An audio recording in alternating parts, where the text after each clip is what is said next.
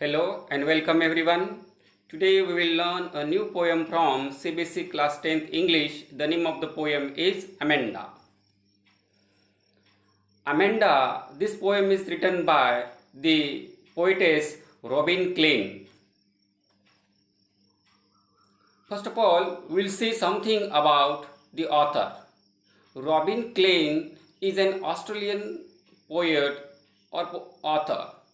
She was born on 20 February 1936 in Kempsby, New South Wales in Australia.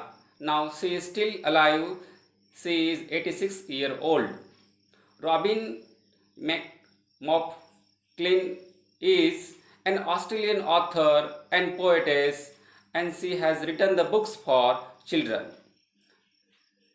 Even she is quite well known for the adult fictions also. Her famous books are Halting, Ellison, Ashley, People Might Hear You, etc. So, let's see something about the theme of the poem. The theme of the poem is the freedom of children in their childhood. So, in this poem, there is a single most character has been discussed by the poetess is Amanda. And Amanda desires for freedom and peace in her life. And she is bothered and troubled by the remainder of her mistakes. Even she is obliged by her parents to follow the code of conduct to be a good child. Huge expectation of her parents to be well-mannered and obedient child, and she is neglected by her parents in her childhood, and she is not having the freedom.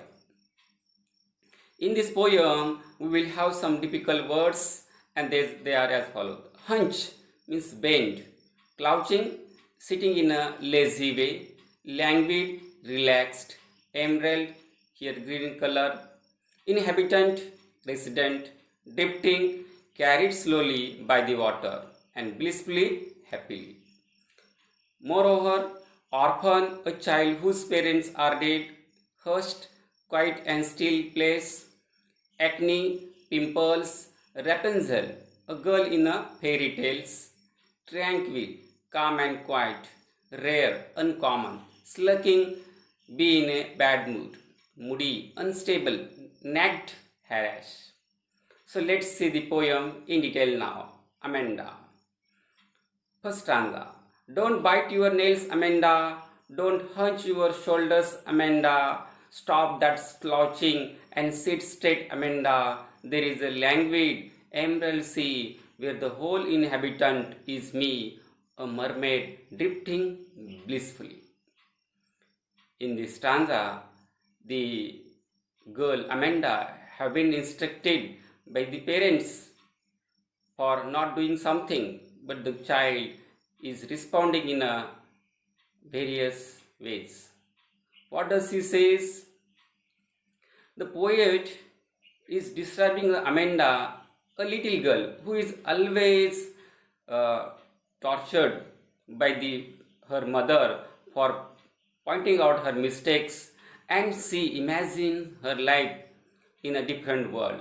The poet says that the mother is pointing out Amanda for biting the nails, which is bad habit. Next, she asks her to sit straight without bending her shoulders. Amanda, who has the habit of bending her shoulders and sitting lazily, is being pointed out because her mother wants her to sit in a right posture. At this point of time, when she is being scolded by her mother, she imagines herself to be in a deep green sea.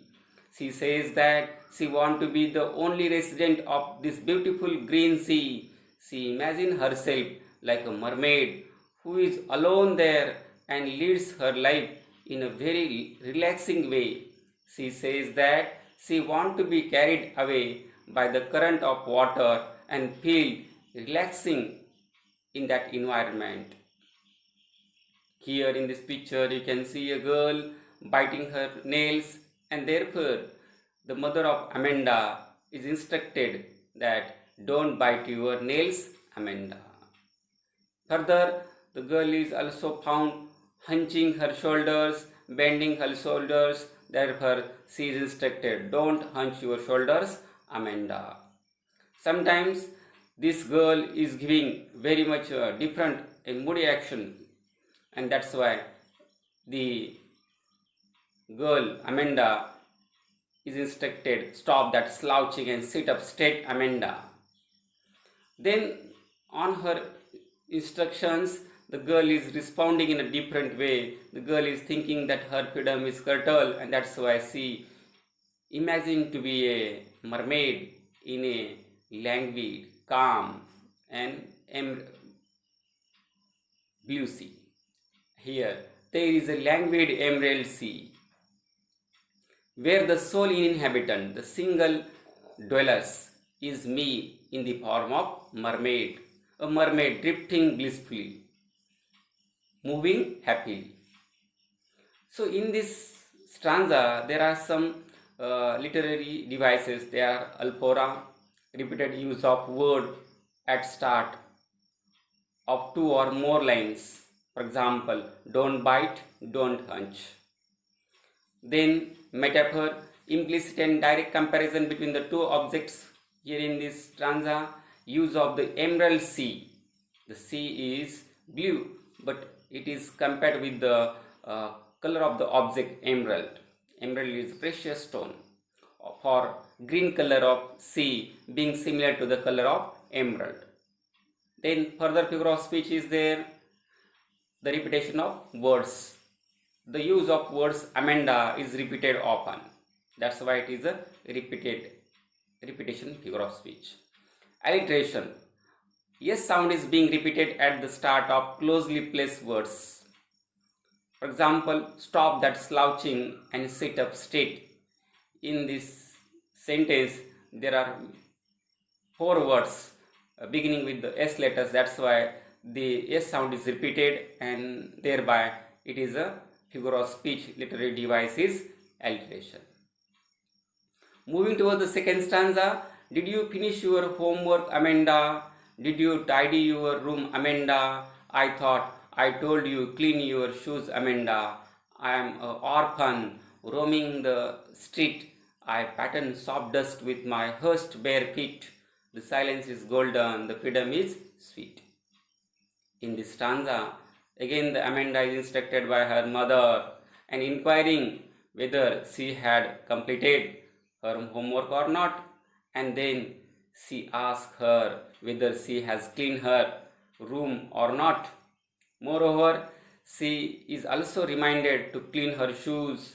So here we can see that her mother is constantly asking her questions regarding her homework being done or not done, whether she has cleaned up her room and shoes also.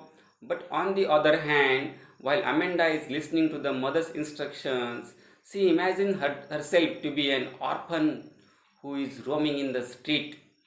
This means that she imagines if she would have been without parents, she would have walked freely in the streets. She would have drawn designs on the soft dust with her uncovered feet very quietly.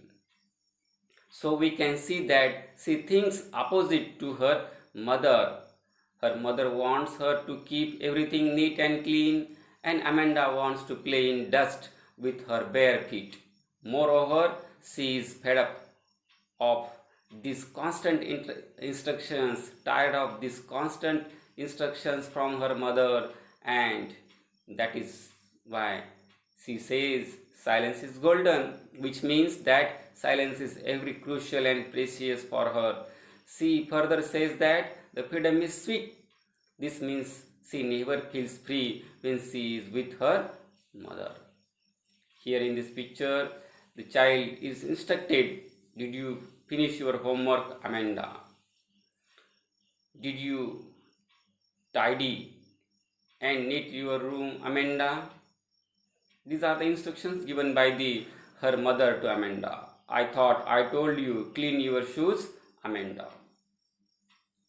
So on the instructions received from her mother, the child says that I am an orphan, a child without parents, roaming in the street. And what Amanda does there? She draw a soft dust pattern. She make a pattern on the soft dust with hushed, calm, bare, uncovered feet. In the picture you can see there the child is uncovered with any footwears. And Amanda says that silence is golden and the freedom is sweet. It means she is extremely needed of freedom. In this stanza, the literary devices are alphora, repeated use of words at the start of two or more lines, like did you finish, did you tidy. Similarly, as we are having first stanza also. Metaphor, implicit and direct comparison between two objects. Here, silence is golden, means silence is compared with the gold. Silence is said to be the glorious like a golden color. Freedom is sweet. The freedom is compared with the sweetness. So, freedom is said to be a sweet in a taste for Amanda. So, it is metaphor. So, moving towards starter number 3. Don't eat that chocolate, Amanda. Remember your acne, Amanda. Will you please look at me when I am speaking to you, Amanda? On that instructions, Amanda says, I am Rapunzel. I have not a care. Life in tower, in tranquil and rare. I certainly never let down my bright hair. In this stanza, we have a great epic character, a fairy character, that is Rapunzel. When Amanda is again instructed, that time Amanda's mother is disallowing her to eat the chocolates, don't eat the chocolates. And even she is reminded of her pimples and observe her face properly as she is eating the chocolates. So second time she also scolds her not paying attention to what her mother says. At the moment, Amanda imagines herself to be a Rapunzel. It is a fairy tale character. Rapunzel is a girl from fairy tales. And here is also one good story for us. Rapunzel was a character from fairy tales that was captured, that was caught and kept in a tower by a witch. The witch used to climb the tower with the help of long hair of Rapunzel that were laid down, that were put down by Amanda through the window of the tower. So now Amanda wants to be a Rapunzel, like a Rapunzel, because she feels that life in the tower will be peaceful and unusual, enjoyable. She thinks she will be free and live in a peaceful environment in a tower. She also confirms to be herself that she will never let her hair down to anyone, so that nobody could come to her in that tower to disturb her. So here in this picture, mother is instructing the Amanda, don't eat that chocolate, Amanda, which caused the acne to you. Remember your acne, Amanda. Will you please look at me when I am speaking you, Amanda? And that time Amanda says, I am Rapunzel. I have not a care. That's why I will live in a tower. In the tale, a witch kidnaps. Here, the Amanda is quite attached and impressed by the character Rapunzel. That's why she imagined her to be a Rapunzel, and that's why she knew the tale that Rapunzel was kidnapped by the witch, and she had parents, isn't it? And from parents she was kidnapped and kept in a tower in the forest. And the tower has no doors, no stairs, only a window, and by window anybody has to climb or climb down. The witch would climb the Rapunzel's long hair by the braid of the golden hair to visit her. The witch could call out to Rapunzel, saying, Rapunzel, Rapunzel, let down your hair so that I may climb the golden stair. One day a prince heard Rapunzel's beautiful singing voice and want to meet her. She secretly observed how the witch is able to visit Rapunzel in the tower. They meet, fall in love, agree to marry, and the witch attempt to separate them, but eventually this Rapunzel and her lover prince reunite and live happily ever.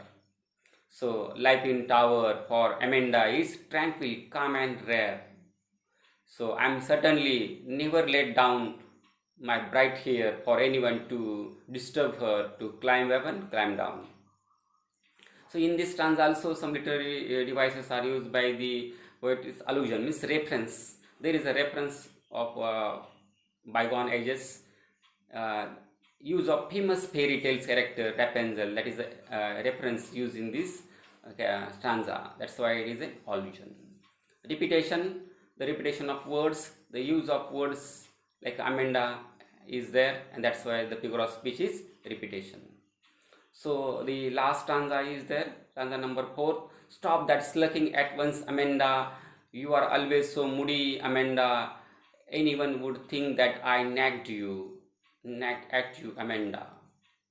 So explanation is like this. Amanda's mother now warned her to be behaving in a good manner. She asked her to stop being a bad mood and recover from that. She blames her having such an unstable mood. She scolded her by saying that her behavior will one day make the people think that Amanda was constantly and continuously being harassed by her mother. So here we can say that though Amanda is always pointed out by her mother on every small thing, but she can't react to this as she is to respond her mother's instructions.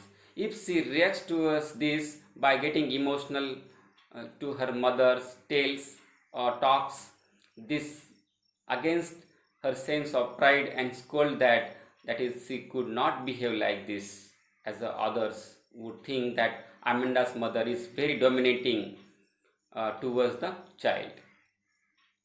So stop sulking at once, Amanda.